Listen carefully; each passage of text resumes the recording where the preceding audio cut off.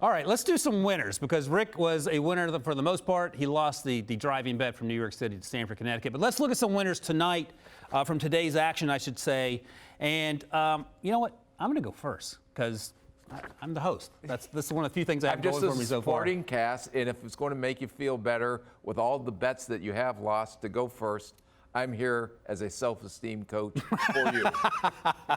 The world's best GM, the world's worst self-esteem coach. What did you say when we were on the road? I would be the worst. Oh, yes. I will say this quickly because we need to get to the winners. But I told Rick several times in our many travels together the last few months that his bedside manner is such that if he were your doctor, you're definitely jumping out the hospital window because that's better than anything you're going to get in terms of medical advice. All right, my winner, before you make more jokes about me, Will Levis to the Titans. This feels like a pretty easy one because he was certainly a loser yesterday on day one, only because he didn't get drafted.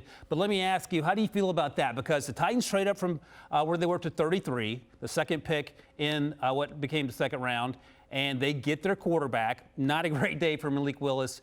35-year-old Ryan Tannehill in the final year of his deal. But I think this is best case scenario for a young man. There it is. There we go. Number 4 tonight. Number 4 tonight, who had so much pressure on him. Going back to when we saw him at his pro day, this feels like a great situation. Yeah, and I know when we were at his pro day, it just seemed like everything was forced. The enthusiasm with his teammates, the throws he made, he was just wound so tight. Everything was just so bottled up in him. This is going to take a ton of pressure off him, having to come into an organization saying you're the guy, you're the savior of this organization. That's not what this is about. So he's going to have an opportunity to come in, sit, learn, work on some of the technical things that he needs to do, and then hopefully he'll go on to be the franchise quarterback of the Tennessee Titans. Any chance, assuming everyone's fully healthy, that he wins the job in September? I don't think they're going to force it. Like I said, the benefit of it, after going through all that anxiety last night, sitting in that green room, right, then I bet you that was a long flight back home from Kansas City this morning. But he got rewarded tonight being Tennessee going up and making a trade to get him. It's funny you mentioned long flight home. Only one player remained in the green room after not getting drafted on day one, and that young man, 5, was Brian Branch, safety at Alabama. And I mentioned Brian Branch because I want to talk about the totality of the Detroit Lions draft. And your brother obviously works in the Lions organization, one of the, if not the best player in Ohio State history. And, I had a great time talking with him. He's now my new favorite Spielman. Yeah. That's a conversation for another time. But I'll let you, because you wanted to talk about this draft, obviously, because your relationship with your brother. But this is an absolute grand slam of a draft. And I'll just go quickly through what they did on day 2. Sam Laporta, Brian Branch, we've talked about Hendon Hooker, Broderick Martin, who they traded to get the Western Kentucky defensive tackle here. And what is not to like about this in terms of how this makes this team so much better in that division? Yeah, and even if you look what they did yesterday, and there was some criticism out there about them going to get Jahmyr Gibbs. Then they came back with Jack Campbell. Guys that are just high-quality, high-character people, but also excellent football players. And when you look at Jahmyr Gibbs, look at what he's going in the situation he's going into. Mm-hmm. They signed Montgomery from Chicago as the big back. Swift has been hurt a lot, so he has durability issues. Swift's going into the last year of his deal, so this will be a big get for the Detroit Lions because they're getting another explosive playmaker that can not only play in the slot as a receiver, but as a runner, and he can give them more than just a running back position. He brings so much more versatility to their offense, and don't forget, he has return ability as well. And by the way, Brian Branch, by staying in Kansas City to hear his name called, gets to walk out into the stage, which some of the other players, including Will Levis, who left, did not get to do. Just something to keep in mind here. My last winner, and this isn't quite as sexy a draft as the Lions who we just talked about. The New England Patriots, and the New England Patriots, as you talk about, sometimes have their own draft board, Rick, and sometimes they have the draft board that everyone else is following. This year, it was closer to everyone else's, but I still think they got so much value. First round, they traded down, got Christian Gonzalez. And then today, they get Keon White, who I had as 30th on my overall big board, the edge rusher, who is 285, you see there, out of Georgia Tech, the transfer from Old Dominion. And then they came back and got Marty Mapu, a guy that we saw for the first time at the Senior Bowl. He's listed as safety, probably more likely to play linebacker, not quite as fluid as you might want in a safety at the next level. But I got Kyle Duggar vibes in that he's a small school guy who is such a good athlete and can do a lot of things. What do you think about what they did with Keon White and Marty Mapu? Yeah, I think they took two very good football players, and Mapu, he's going to be an instant starter on special teams, is really going to help them and what they need to accomplish there. So they got young talent, very good football players. Again, I always emphasize the high character because all those kids are great kids, and they still have such a high ceiling. They haven't reached their full potential yet.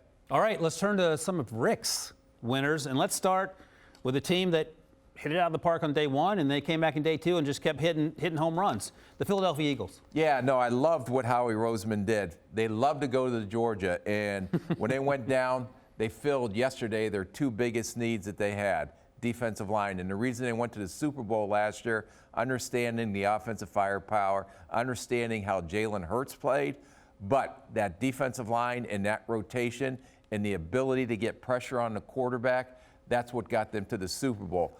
They couldn't keep everybody, but Howie addressed some of the needs in free agency that he could, signed some of the core veterans back that were great team leaders. Now you got a Jalen Carter who may be the best player in this draft if you hit on him overall, for sure the best defensive player. I'm sure they went and checked all the boxes they had to do with all the off-field issues and the poor pro day and everything else they had to do. So I believe they got a steal there.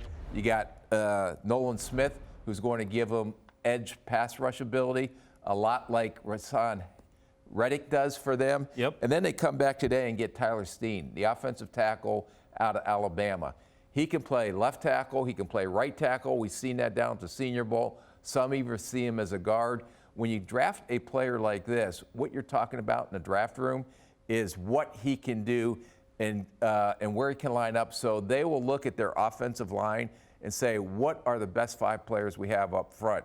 And when you got a player with the flexibility that Tyler Steen does, that's going to give them a lot of options up front. And finally, Sidney Brown, your guy, the guy that you really liked. Yeah. Okay, he was a poor man's Bob Sanders to me. There's no question that he is undersized, thickly built, ran very fast at the combine. When you watch him on tape, he does a lot of man coverage. Him and the Big Ten tight ends, you got Laporta, you got Schoonmaker, all those guys. He goes and matches up with them. The thing that was most impressive to me was when we went down to the Senior Bowl and everything that he did on tape, it just elevated down there. Every time he got an opportunity to be on a big stage, All-Star game, which was the Senior Bowl, the Combine, his pro day, he just kept answering questions. And they need help at safety. Yes. So not only are they filling needs, but they're filling needs with very good football players. And we talked to him at the Combine, and you came away very impressed. And I did too. And then he went out there and ran a sub-4.5. So check marks all around for Sidney Brown. All right, the next team that is one of your winners, and we're going to go to Denver. Your old right-hand man, George Payton, was with you forever at every stop, now the general manager in Denver. What'd you like about their draft? Because they don't have a ton of picks. Yeah, no, but they took advantage of the amount of picks that they had. Yeah. He stayed true to his board. And when you look at Marvin Mims, who I think is the best slot receiver in this year's draft, he can play some outside. He has speed. He can catch the ball. He can make plays after the catch. He's very explosive playmaker, and they do have an unbelievable receiver room. So I don't know if Russell Wilson's going to have any more excuses going forward, especially with Sean Payton as their head coach. Right. Drew Sanders, we talked about, another player that the defense will have, and he'll give them versatility. He's playing stack linebacker. He can also rush the passer. He's athletic enough to cover. Needs to get a little stronger in line, taking on at the point, but he does a great job. And for a guy the first time playing a stack linebacker position, he can really find the ball and shows excellent instincts. You can see him right there in coverage, which he didn't do at Alabama, but when he drops from the stack position, he had a natural feel and instinct, which is hard to find, especially at his size at 6'5". And then the last guy who I loved, everybody was thinking he was going to be a free safety. I think he's more than athletic enough to play at the corner position. Right. That's Riley Moss at Iowa. And he is a very instinctive corner, great ball skills, more than willing to come up and will throw his bag of bones in a pile and try to hit you. The reason why everybody thought he could be a potential free safety is because of his instincts. And when you got a corner that can hit, that is that big, and it's a weak safety class, and how smart he is, and the type of instincts and savvy he plays with, that speaks safety. But I think just because of the way he plays corner, I would play him there first. 4-3 is what we saw from Mims. 4-6 is what I imagine Sanders run. 4-4 is what he's getting athletes is what we're learning, and that's what you need at times when you're in the NFL. All right, your last winner. Let's go down to Tuscaloosa, Alabama. They have had a ton of players drafted, both on day 1 and day 2. How about 8 picks in the first 2 days of this draft? And 2 of the top 3 picks in this draft were from Alabama. Bryce Young, Will Anderson, and then Jahmyr Gibbs that the Detroit Lions took. So they hit it out the park from the Alabama perspective, having all those picks in the first round, I believe all in the top 10. And then you come back in the second day. Brian Branch, who we talked about, not only can play safety, he can play nickel corner, he can play outside. Very good football player. Didn't test as well as you wanted him to, but he's a better football player, and he's going to give him a lot of versatility with the Detroit Lions. Tyler Steen, an underrated offensive lineman who is more than athletic enough to play left tackle. He can play right tackle. Some teams will even project him inside to offensive guard. Brian Young, this kid was an end. They moved him into 5 technique. I think we watched him down at the Senior Bowl. Yep. He did a great job as an inline pass rusher. Another just very good football player that may not be the athlete that tests at the combine, but when he gets on the field and puts that helmet and shoulder pads on, there's not a lot of people that can block him. And finally, Jordan Battle, another limited athlete, you'd say, but because of his smarts and his savvy, he's always in position to make plays. And every time you put an Alabama tape on, a defensive tape on, you notice him, not because of his athleticism, because of smarts and savvy for the position. That's why he's always in the mix on everything they do on the defensive side of the ball. And because I don't want to give him short shrift, tight end Cameron Latu went at the very end of day 3 to San Francisco. So yet another Alabama player. And if you're keeping score, they're beating Georgia in that respect. Yeah. More Alabama players drafted than Georgia players.